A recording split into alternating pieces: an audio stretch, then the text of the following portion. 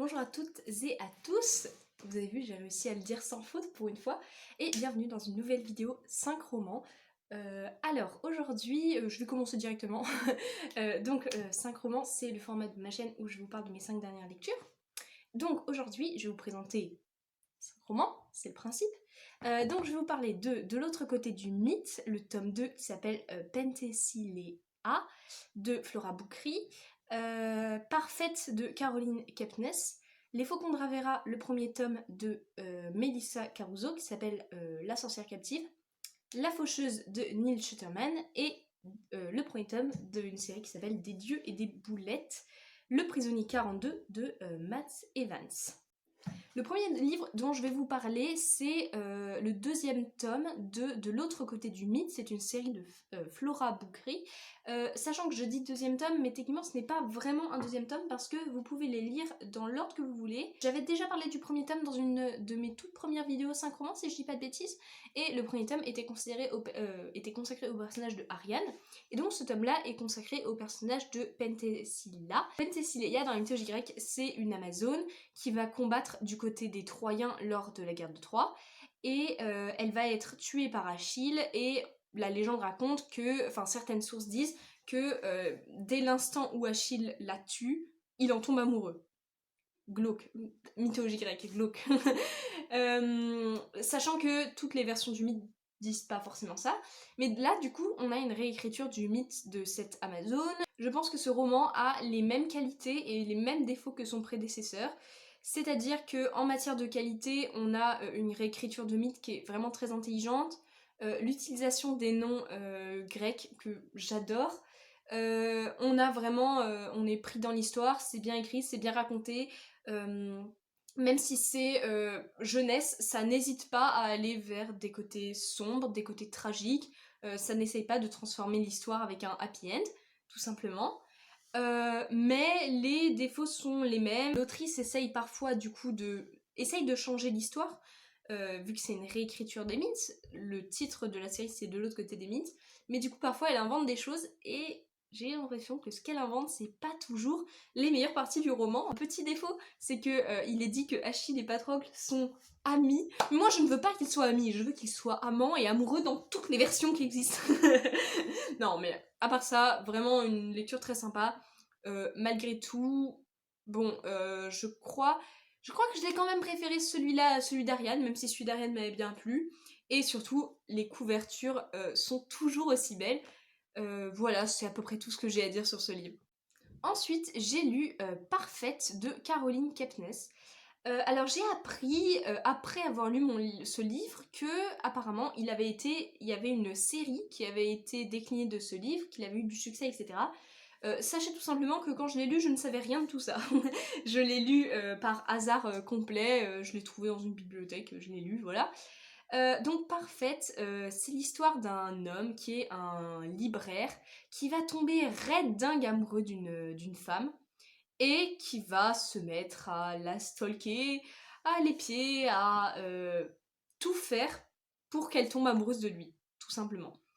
C'est glauque, c'est très très glauque, surtout parce qu'on a le point de vue du coup du gars, du psychopathe. Je sais pas si on peut dire psychopathe, mais il a pas un comportement très sain, ça c'est certain. C'est une lecture que j'ai trouvée, enfin je savais pas trop quoi en penser quand je l'ai fini, parce que d'un côté, je me rappelle qu'au début de ma lecture, vraiment je n'aimais pas du tout, mais pourtant, une chose est sûre, le livre est très addictif. Ça veut dire que vraiment, c'est ce qu'on pourrait appeler un page turner, ça veut dire que vraiment, moi je pouvais pas m'arrêter, je voulais savoir ce qui allait se passer, même quand j'interrompais ma lecture pour 1 heure ou 2, j'y pensais tout le temps, ça me trottait en tête, les événements qui se passaient, etc. Ce que j'ai trouvé vraiment hyper bien construit et très malsain aussi, mais en même temps c'est ce qui fait le talent de ce livre, c'est que il y avait des moments où je me disais mais en fait, si un gars comme ça, complètement fou, voulait me séduire, mais je tomberais entièrement dans le panneau, parce que le gars, il est manipulateur, il est très intelligent, il se débrouille pour que les personnes qui puissent empêcher la relation s'enlèvent, et en même temps, avec la fille dont il est amoureux, il est adorable, il est gentil, ça se voit qu'il est vraiment amoureux et tout, et je me dis, une personne qui n'a pas conscience de qui est la personne en face, comme la fille dans ce roman, peut tout à fait tomber amoureuse sans se rendre compte à quel point cet homme est dangereux en fait. D'ailleurs, soyons sincères, la seule raison pour laquelle cette fille ne tombe pas dans ses bras, c'est qu'il est tombé amoureux de la fille la plus chiante de la planète. Non, sérieusement, cette fille était insupportable. Vraiment, elle m'énervait beaucoup, mais en même temps, je peux pas dire, c'est pas un défaut en fait, parce que tout simplement que si elle n'était pas aussi agaçante, il y aurait pas d'histoire, il l'aurait fait tomber dans ses bras, et youpla youpla, il serait amoureux pour la vie, et voilà. La fin m'a pas vraiment surprise. Disons que pour moi, il y avait deux fins possibles. Il y avait... Ah oui, je vais spoiler à partir de là parce que du coup je donne des hypothèses et sachez qu'il y en a une des deux qui est vraie, donc spoiler alerte. Pour moi, vers la moitié du livre, je me suis dit il y a que deux moyens dont ça puisse finir. Soit la fille découvre qui il est vraiment et il la tue. Soit la fille ne découvre pas qui il est vraiment et dans ce cas l'autrice prend le parti de faire un truc où ils vivent heureux et la fille ne se rend jamais compte de ce que son gars a fait, etc. Et en soi, ça aurait été une fin assez immorale, mais ça aurait été très intéressant. Pour moi, les deux fins étaient tout à fait plausibles et les deux fins auraient été très bonnes, mais pour moi, c'était pas possible que la fille le découvre et que ça se termine quand même d'une manière bien. C'était pas possible, tout simplement.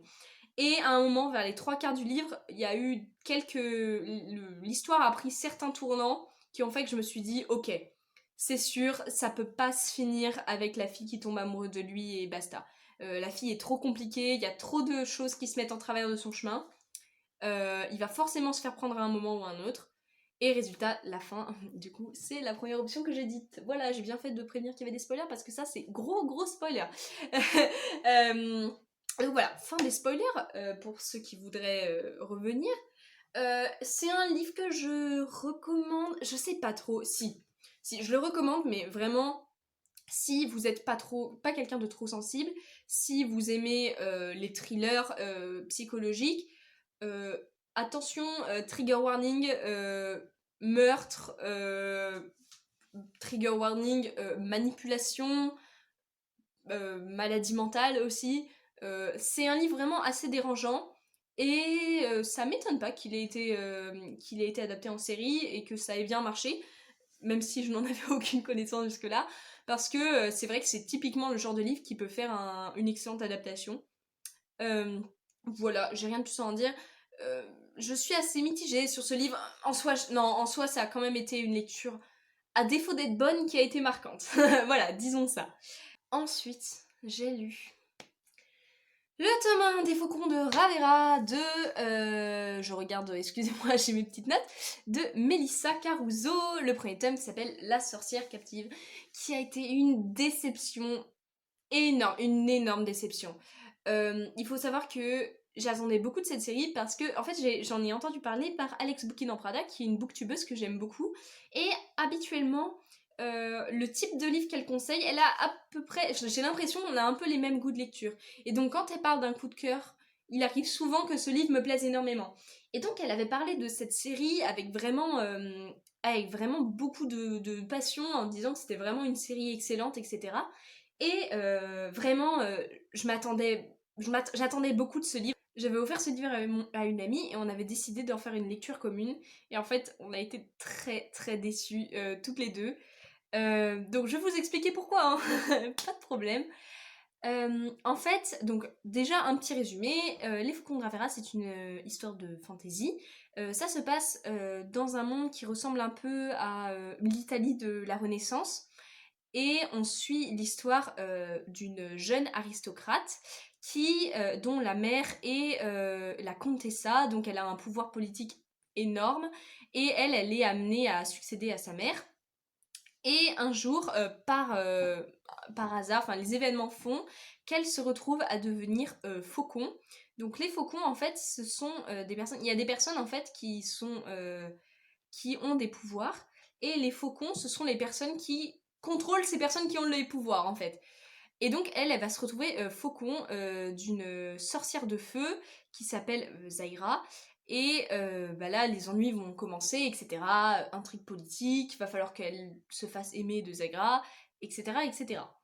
Une des choses qui m'a attirée dans ce livre, c'était le fait qu'on nous dise qu'il était très politique. Et c'est vrai, si vous aimez les intrigues politiques, vous allez être servi, parce qu'il n'y a que ça. Sauf que il y en a trop, il y a trop d'intrigues politiques. Euh, c'est même pas qu'il y en a trop, c'est que vraiment j'avais l'impression parfois que la politique bloquait la porte pour toute autre chose. Je n'ai réussi à m'attacher à aucun personnage. L'héroïne est chiante à en mourir. Elle n'a pas de personnalité. C'est-à-dire que si je devais la décrire, elle est gentille, elle est intelligente. Est-ce qu'on peut faire plus vague que ça? Le gars dont elle tombe amoureux, c'est une insta-romance. Ça veut dire que ils se rencontrent et limite, au bout de 5 minutes, ils sont déjà red dingue l'un de l'autre. Et elle rêve d'embrasser son torse musclé. J'exagère à peine. Et pourtant, au final, il se passe rien entre les deux. On doit attendre je sais pas combien de temps, un simple petit bisou. Et surtout, Zaira. Zaira, c'est la sorcière de feu. J'ai vu des commentaires sur Livre Addict qui disaient qu'ils adoraient ce personnage. Et si une personne parmi vous, par hasard, a lu ce livre et a aimé le personnage de Zaira, mais par pitié, expliquez-moi. Je ne comprends pas. Je l'ai haï. Je crois que ça faisait longtemps que j'avais pas détesté autant un personnage. Elle est insupportable. Rien que d'y penser, ça m'énerve. Elle est insupportable. C'est-à-dire qu'elle ne fait aucun effort. Elle est devenue captive contre son gré d'un faucon. D'accord. Elle n'est pas contente de sa situation. D'accord. Mais elle refuse d'écouter les arguments des autres. Elle refuse d'écouter les autres qui veulent l'aider. Quand l'héroïne lui dit qu'elle n'avait pas le choix parce que sinon elle brûlait la ville, elle n'est pas contente. Quand on lui demande de faire quelque chose, elle n'est pas contente. Quand on lui demande rien, elle n'est pas contente. Si on lui dit qu'on va pas changer les choses, elle se rebelle. Si on lui dit on va essayer de changer les choses, elle va dire vous n'y pouvez rien. Elle est insupportable. Dès qu'elle ouvrait la bouche, je levais les yeux au ciel et j'avais envie de lancer mon livre contre le meuble d'en face. Je ne l'ai pas fait, car ce n'était pas mon livre, mais ma liseuse. Et je ne voulais pas casser ma liseuse à cause d'elle. Vraiment, je crois que le personnage de Zaira est responsable à 75% de la raison pour laquelle je n'ai pas aimé ce livre. C'est pour dire. Donc, voilà, Zaira. Il y a plein de choses que j'ai trouvées. Au final, je vous parlais de l'intrigue politique, mais au final, l'intrigue politique n'est pas toujours si intelligente. Par exemple, l'héroïne, et tout le monde fait confiance à l'héroïne. Tout le monde va confier des secrets politiques à l'héroïne, alors qu'elle n'est pas censée les avoir. Par exemple, à un moment, il y a l'ambassadrice qui vient la voir et qui lui demande de régler telle situation. Il y a tel seigneur qui va s'adresser à elle pour lui faire part de ses doutes sur telle autre organisation.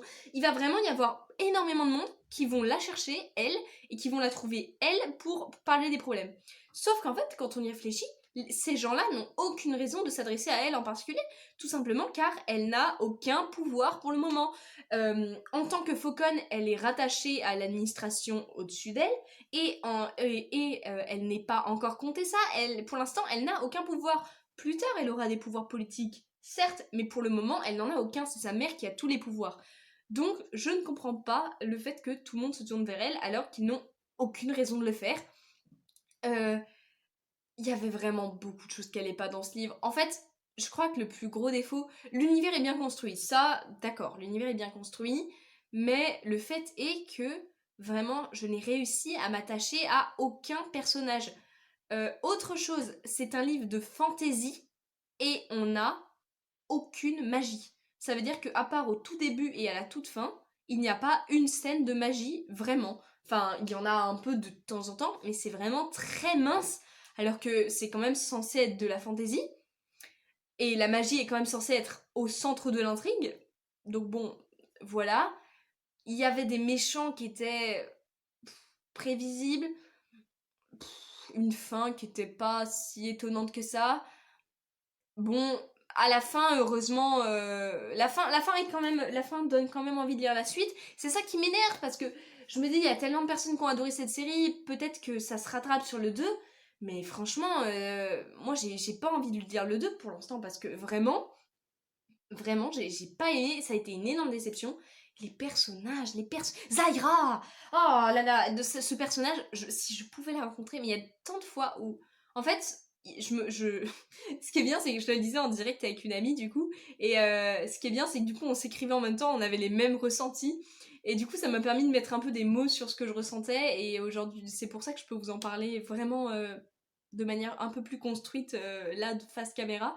Mais je me rappelle qu'on se disait, mais en fait, moi, le moment que j'attendais, c'était le moment où il y a un personnage, n'importe lequel, qui allait aller voir Zaira et qui allait l'engueuler, lui foutre une claque, si possible.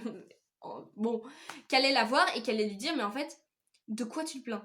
Ok, t'as été prise contre ton gré, mais en fait, maintenant, tu fais aucun effort. Tu dis que tu veux pas faire telle chose qui serait un spoil de vous dire, mais on dirait que tu fais aucun effort pour que ça ne se produise pas. Tu dis que tu réobéis à aucune règle, mais tu te rends pas compte que t'as pas le choix. Alors maintenant, fais avec et fais de ton mieux.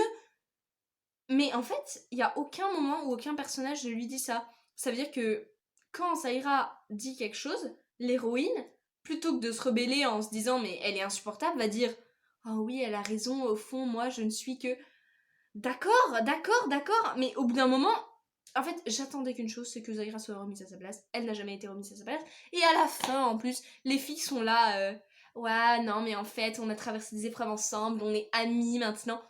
Pourquoi? Elles ont aucune raison d'être amies. Zaira a jamais fait un pas en avant vers l'héroïne. Il y a aucune raison qu'elles soient amies.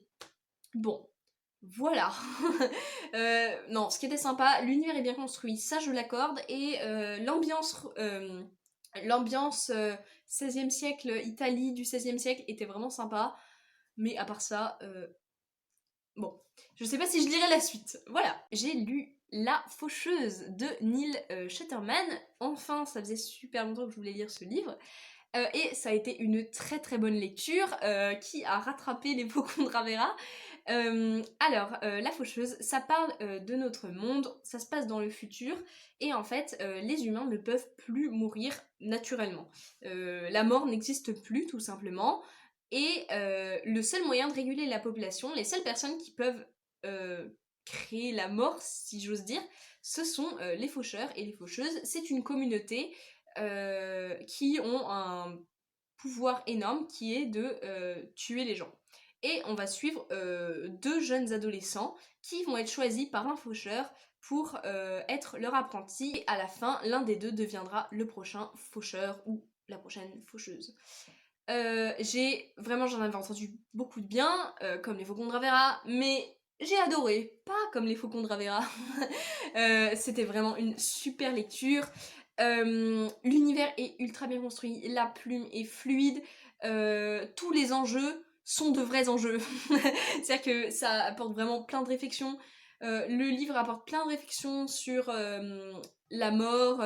Est-ce que vaincre la mort, c'est pas aussi perdre de notre humanité? Et autre chose que j'ai beaucoup aimé, c'est que la fin de ce tome 1 n'est pas... Enfin, c'est un livre où il y a une suite, mais en fait, on peut tout à fait lire ce tome 1 et s'en tenir au tome 1. Moi, je pense que je lirai la suite parce que j'ai vraiment adoré, mais si jamais vous êtes un peu réticent à l'idée de commencer encore une nouvelle série, dites-vous que la fin du 1 peut être une fin tout à fait convaincante. Je sais même pas quoi vous dire de plus, parce que je sais pas s'il y a plus à dire. Je pense que c'est vraiment un livre que vous devez découvrir par vous-même, parce que si je commence à vous en dire, je vais vous en dire trop. Le monde des faucheurs, les règles qu'il y a autour sont super intéressants. L'humanité est dirigée par le Thunderhead, c'est une sorte... Disons que c'est un internet omniscient et omnipotent, entre guillemets. Et bien toutes les questions qu'il y avait autour du Thunderhead étaient super intéressantes. Lisez La Faucheuse. Je pense vraiment que ça pourra plaire à beaucoup de monde, quel que soit votre âge, à partir de 13-14 ans, je pense. c'est tout à fait lisible, c'est bien écrit. Neil Shusterman, il a écrit aussi un autre livre que j'avais lu, que j'avais beaucoup aimé, Dry, que j'avais vraiment adoré. Je pense que j'aime cet auteur qui sait écrire. Je me rends bien compte que ce que je vous dis c'est assez flou, mais c'est surtout parce que je pense vraiment que c'est un livre qui se découvre, que j'ai pas envie de trop vous en dire, parce que c'est vraiment un livre, chaque élément qui se passe est la suite logique de l'élément précédent, et tout se déroule de manière très logique et fluide. Ce qui ne veut pas dire qu'on n'est pas surpris. Hein, il y a du suspense, il y a de l'action, il y a des moments où il y a des révélations auxquelles on ne s'attendait pas forcément. Mais tout est la suite logique de ce qui s'est passé précédemment. Et du coup, j'ai l'impression que si je vous donne des éléments plus précis sur ce que j'ai apprécié, je vous empêche de profiter pleinement de tout ce qu'il y a eu avant. Donc, je vais juste terminer avec le fait que La Faucheuse c'est bien, lisez-le. Et enfin, le dernier livre dont je vais vous parler aujourd'hui, c'est encore une histoire sur la mythologie grecque. Quelle surprise! C'est le premier tome d'une série jeunesse qui s'appelle Des dieux et des boulettes. Le premier tome s'appelle Le prisonnier 42 et c'est écrit par Matt Evans. Donc on va suivre l'histoire de Elliot, qui est un jeune collégien qui vit tout seul avec sa mère. Sa mère a en ce moment de gros problèmes de mémoire, elle oublie de plus en plus de choses, et en fait sa mère est malade, et Elliot doit s'en occuper tout seul, il gère les choses comme il peut. Jusqu'au jour où une déesse vierge, la constellation de la Vierge, donc Vierge, va tomber chez lui et va l'emmener avec lui pour donner à manger au mystérieux prisonnier 42, qui n'est personne d'autre que Thanatos, le dieu de la mort, qui est enfermé pour ses crimes passés. Et les deux vont, sans le vouloir, le réveiller, enfin le libérer. Et là commence une aventure loufoque avec il va falloir demander aux dieux de venir les aider pour battre Thanatos. Problème, les dieux sont en retraite depuis plusieurs milliers d'années et il va falloir qu'ils apprennent à s'y retrouver. C'est une série très jeunesse, hein, pour tout dire, c'est mon petit frère de 10 ans qui me l'a conseillé, ce livre. Il a adoré, donc voilà, je pense que c'est à partir de c'est dans cette tranche d'âge environ, hein, vers 10 ans, qu'on peut commencer à le lire. Mais moi, j'ai beaucoup aimé. C'est très sympa, c'est très drôle. Il y a plein de références à la mythologie grecque, du coup, on croise les différents dieux. Après, ne vous attendez pas avec ce livre à une exactitude scientifique, etc. Disons que c'est pas comme par exemple Percy Jackson, qui est une série jeunesse avec laquelle vraiment on peut, je pense, apprendre la mythologie grecque. Enfin, on peut vraiment découvrir les mythes, etc. Alors que ici, on va avoir les dieux, etc. Mais il va y avoir des choses qui sont modifiées. Je pense que le but, c'est plus une histoire dans laquelle on retrouve les dieux de la mythologie grecque que vraiment un univers dans la mythologie grecque. Je sais pas si c'est clair ce que je veux dire. Mais en tout cas, moi je me suis beaucoup amusée en le lisant, c'était très sympa. Le personnage d'Eliot est très attachant, son histoire est touchante. J'ai trouvé les dieux super chouettes. Enfin, Zeus est super drôle. D'accord. Incroyable. J'ai aimé Zeus. Premier livre dans lequel ça m'arrive. On a Zeus, on a Athéna et Aphrodite qui sont toutes les deux super chouettes, donc elles jouent vraiment les deux sœurs qui peuvent pas se saquer et qui passent leur temps à s'envoyer des crasses, etc. Donc ça c'était vraiment super drôle. Le personnage de Vierge du coup, qui est du coup une jeune fille, enfin qui était une déesse mais qui a aucune idée de ce que c'est que le monde des humains et qui est tout le temps complètement à la masse, était très drôle aussi. Vraiment une super chouette lecture, avec ce qu'il fallait d'émotion, d'aventure, de rire, d'action, tout ce qu'il fallait. C'est très enfantin mais c'est normal, c'est un livre jeunesse, et j'ai emprunté les tomes 2 et 3, que vous verrez sans doute pas dans le prochain 5 romans, mais peut-être celui d'après. Donc voilà, les tomes 2 et 3. Donc c'est vraiment une série jeunesse très sympa. Si vous avez l'occasion de les lire, n'hésitez pas. Et c'est là-dessus que va se terminer ma vidéo 5 romans. Merci de l'avoir regardé, j'espère que je vous ai donné envie de lire certains livres, et que je vous ai donné envie de ne pas lire certains livres. Non, je dis pas ça du tout pour les Faucons de Ravera. On le sent que je suis encore un peu énervée. J'ai été déçue, ça arrive. Je vous souhaite une très bonne journée, soirée, nuit, matinée. Et je vous dis à la prochaine fois. Salut!